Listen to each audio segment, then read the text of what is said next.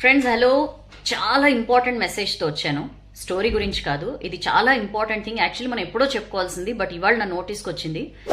One of our renowned మన ఒక పెద్ద ఆయన అడ్వకేట్ పటాభి సార్ నాకు షేర్ చేశారు ఒక వీడియో. చాలా భయం వేసింది. అండ్ మన వ్యూవర్స్లోనే వాసు అన్నయ్య ఇవాళ ఒక మెసేజ్ పెట్టారు. అది చూసి నేను ఇంకా టెన్షన్ పడ్డాను. సో ఇట్లా చాలా మంది జరుగుతుండొచ్చు అని చెప్పి ఇప్పుడు ఈ వీడియో చేస్తున్నాను. This is very important. So kindly ఇది అందరితో షేర్ చేయండి, ఎందుకంటే చాలా మందికి దీని మీద అవగాహన తక్కువ. ఇప్పుడు దేని గురించి చెప్పబోతున్నాను అంటే డైరెక్ట్ టాపిక్ వచ్చేస్తా. దీన్ని జంప్డ్ డిపాజిట్ స్కామ్ అంటారండి. ఈ మధ్య మనం ప్రతిదానికి రూపాయి దగ్గర నుంచి ఎన్ని లక్షల్లో ట్రాన్సాక్షన్స్ చేయాలన్నా చాలా విరివిగా వాడేస్తున్నాం కదా. యూపీఐ, గూగుల్ పేనో ఫోన్ పేనో వాడేస్తున్నాం కదా. ఎగ్జాక్ట్లీ సైబర్ దొంగలు దీన్నే టార్గెట్ చేసుకుంటున్నారు. ఈ స్కామ్ జంప్డ్ డిపాజిట్ స్కామ్ అని చెప్పి దీనికి తెరలేపారు. ఎట్లా ఉంటుంది ఇది అంటే, మనకి సడన్ గా ఒక మెసేజ్ వస్తుంది. మనకి జనరల్ గా ఎవరైనా పైసలు పంపినప్పుడు మనకి మెసేజ్ వస్తుంది కదా, ఎస్ఎంఎస్ అలర్ట్ వస్తుంది. లేదా గూగుల్ పే ఫోన్ పే మనం నోటిఫికేషన్స్ ఆన్ లో పెట్టుకుంటే ఇంత అమౌంట్ రిసీవ్డ్ అని చెప్పి మనకి అప్పటిదాకా తెలియని ఒక నెంబర్ నుంచి వచ్చింది అని మెసేజ్ వస్తుంది. మనం ఆ మెసేజ్ చూసిన వెంటనే మనకు కాల్ వస్తుంది. ఆ కాల్లో లేదా మెసేజ్ రూపంలోనే వాళ్ళు మనతో కాంటాక్ట్ అవుతారు. కాల్ వస్తుంది, ఇట్లా మనకి డబ్బులు వాళ్ళు పంపిన స్క్రీన్ షాట్తో సహా మనకి పంపిస్తారు వాళ్ళు. ఇన్ కేస్ వాట్సాప్లో కనుక వాళ్ళు మనతో టచ్లోకి వస్తే, లేదా కాల్ చేస్తే ఇట్లా బై మిస్టేక్ డబ్బులు వచ్చేసినాయి, మాకు అది కొంచెం రిటర్న్ పంపిస్తారా అని చెప్పి అడుగుతారు. మనం ఏం చేస్తామంటే జనరల్గా మనకుండే క్యూరియాసిటీ, హ్యూమన్ నేచర్ అది. దాని ఏమో అత్యాసనో గ్రీడో ఆ సెక్షన్లోకి మనం వెళ్ళక్కర్లా. జనరల్గానే మనకి ఎవరినైనా మన అకౌంట్లోకి డబ్బులు పడ్డాయి అన్నప్పుడు మనం జనరల్గా చేసేది ఏంటి, నిజంగా పడ్డాయా అని చెప్పి మనం చెక్ చేసుకోవడానికి మన యాప్లోకి వెళ్తాం. యాప్లోకి వెళ్ళి మనం ఎప్పుడైతే పిన్ ఎంటర్ చేస్తామో దట్స్ ద ఎండ్.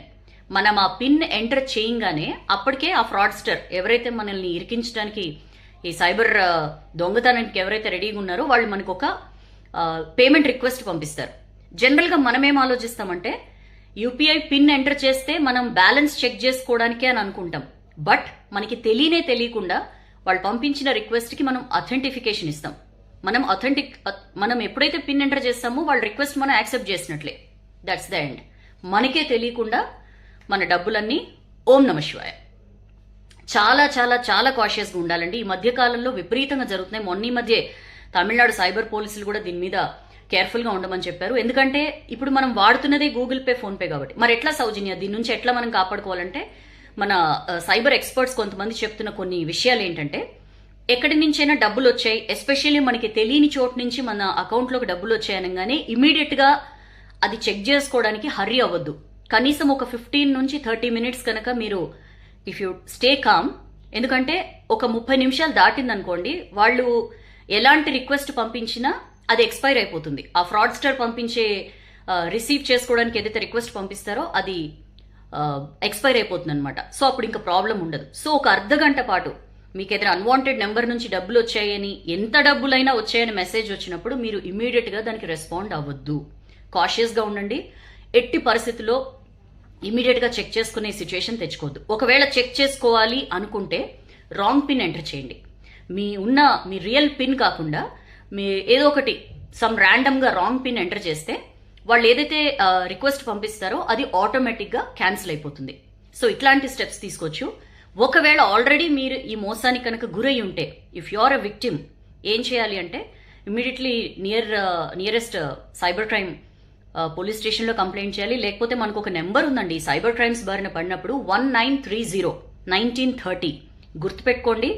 మనకి ఎట్లయితే ఎవరికైనా హార్ట్ అటాక్ వచ్చినప్పుడు గోల్డెన్ అవర్ అని చెప్పి ఒకటి అంటారు, ఆ ఫస్ట్ గంటలో గనక మనం తరలించగలిగితే వాళ్ళని కాపాడిన వాళ్ళం అవుతాం అని చెప్పి, అట్లానే సైబర్ క్రైమ్స్ విషయంలో కూడా గోల్డెన్ అవర్ ఉంటుంది. మాక్సిమం ఎంత తొందరగా మనం కంప్లైంట్ చేస్తే ఆ within an hour maximum మనం రికవర్ చేసుకునే అవకాశం ఉంటుందని చెప్పి కూడా ఎక్స్పర్ట్స్ చెప్తున్నారు. సో 1930 అనేది నెంబరు.